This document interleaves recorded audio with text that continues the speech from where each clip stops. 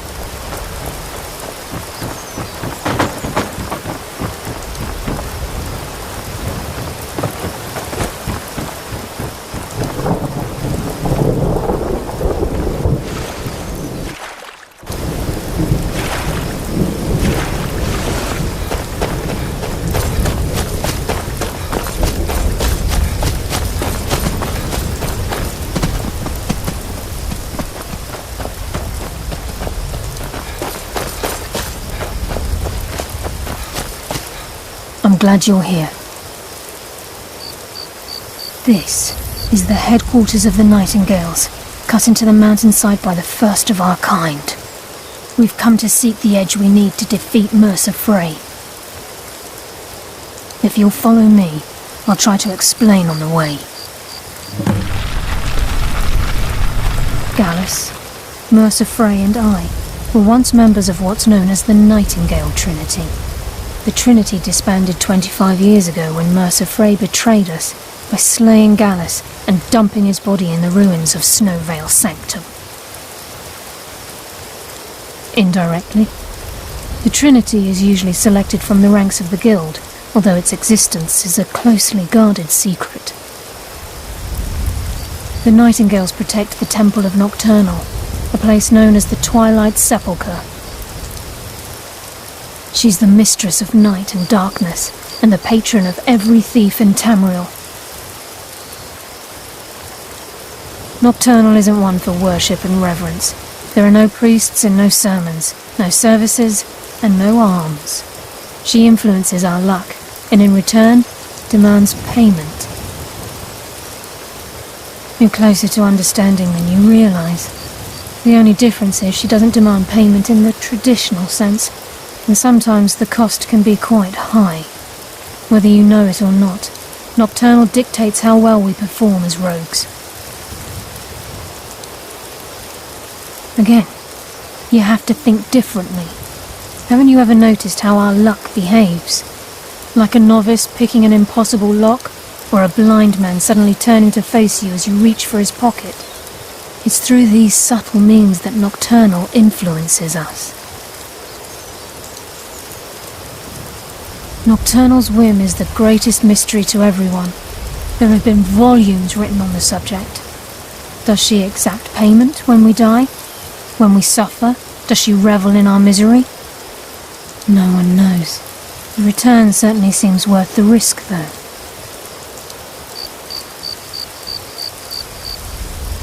From the moment you were struck with my poisoned arrow at Snowvale Sanctum, my path changed its course.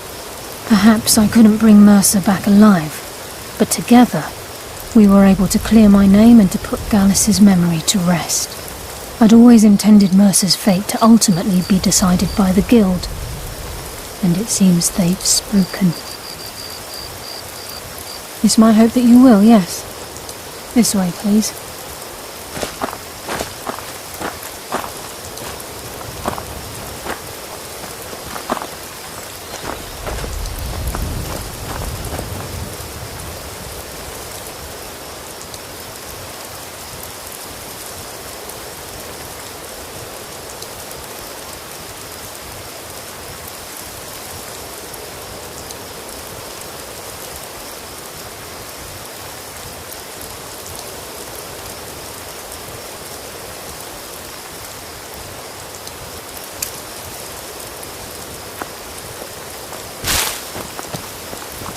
It's just ahead. Please, keep following.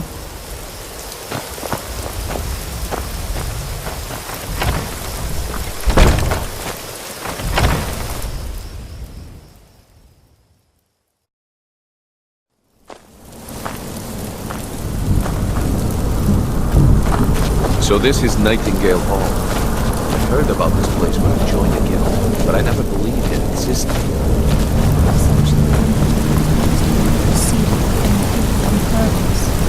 It helped divert attention from our true nature. What's wrong with you? I can almost hear your brow furrowing. I'm trying to understand why I'm here, lass. I'm no priest, and I'm certainly not religious. Why pick me? This isn't about religion, Brynjolf. It's business.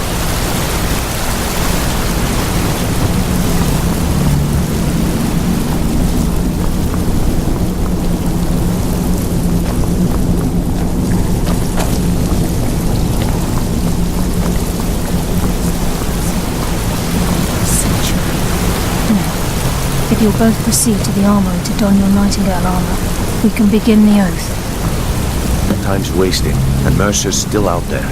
Let's get this show on the road. You appear hesitant to don your Nightingale.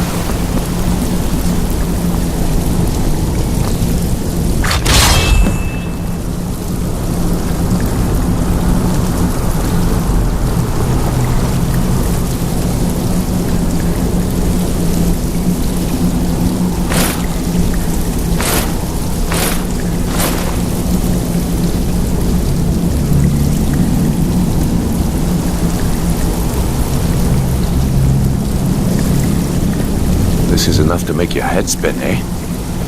You appear ready for the oath.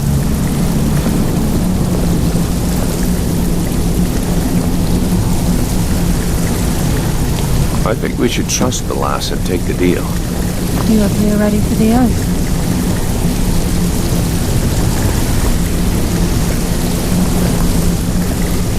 You appear ready for the oath. Proceed down the hall to the gate when you're ready.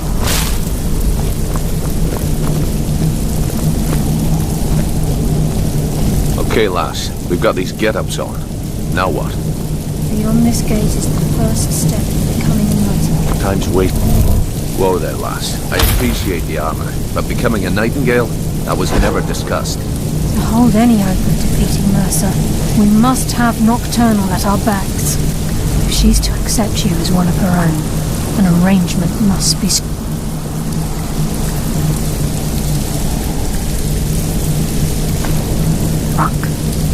What sort of arrangement? I need to know the terms. The terms are quite simple, Brynjolf. Nocturnal will allow you to become a Nightingale and use your abilities for whatever you wish. And in return, both in life and in death, you must serve as a guardian of the Twilight Sepulchre.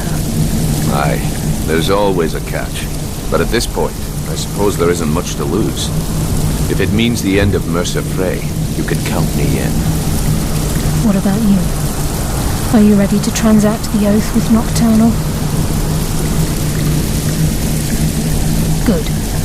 After I open the gate, please stand on the western circle. This is enough to make your head spin, eh? We'll speak when the oath is complete.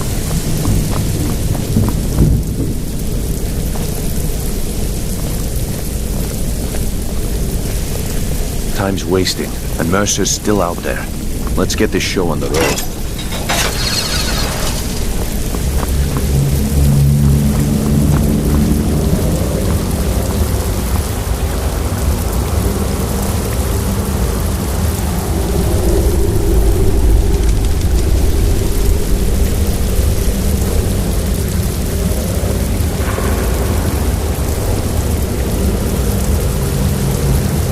I call upon you, Lady Nocturnal, Queen of Murk and Empress of Shadow. Hear my voice. Ah, Carlia. I was wondering when I'd hear from you again. Lose something, did we? My lady, I've come before you to throw myself upon your mercy and to accept responsibility for my failure. You're already mine, Carlia. Your terms were struck long ago. What could you possibly offer me now? I have two others that wish to transact the oath, to serve you both in life and in death. You surprise me, Carlia. This offer is definitely weighted in my favor. My appetite for Mercer's demise exceeds my craving for wealth, Your Grace. Revenge. How interesting. Very well. The conditions are acceptable. You may proceed. Lady Nocturnal, we accept your terms. We dedicate ourselves to you as both your avengers and your sentinels. We will honor our agreement in this life and the next until your conditions have been met. Very well. I name your initiates Nightingale, and I restore your status to the same, Carlisle. And in the future, I'd suggest you refrain from disappointing me again.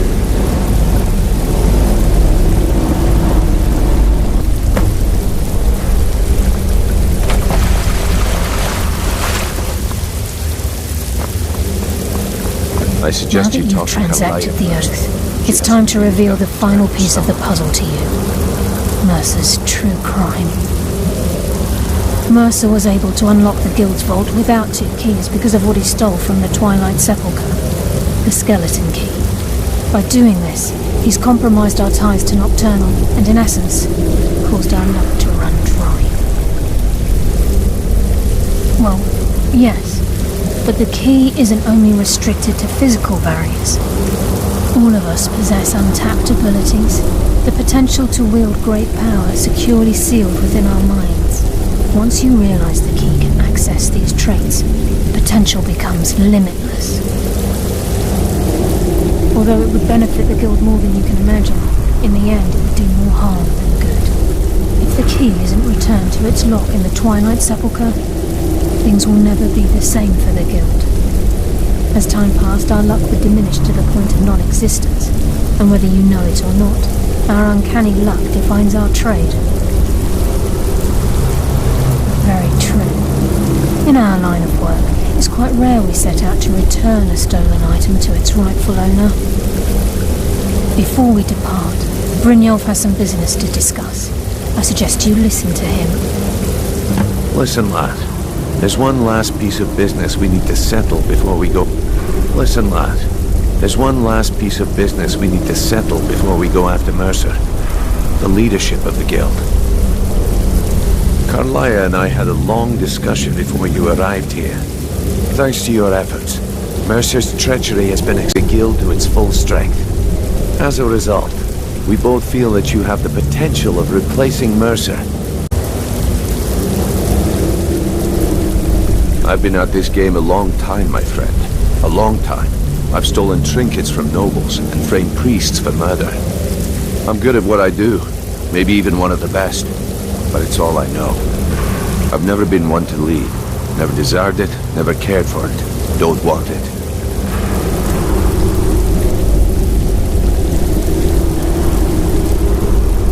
Well, we have a bit of an errand to run before your coronation, so don't get sentimental on me now. Then it's decided. When this is all over and Delvin's contacts assure me that we've regained our footing in Skyrim, we'll handle the details. Until then, we have quite the task ahead.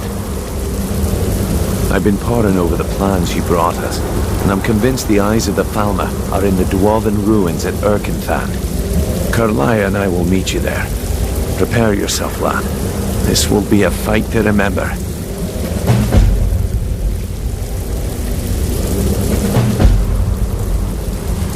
About this place when I joined the guild, but I never believed it existed. Assumption.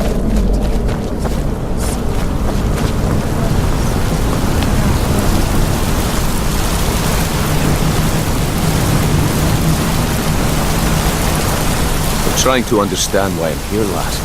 I'm no priest, and I'm certainly not religious.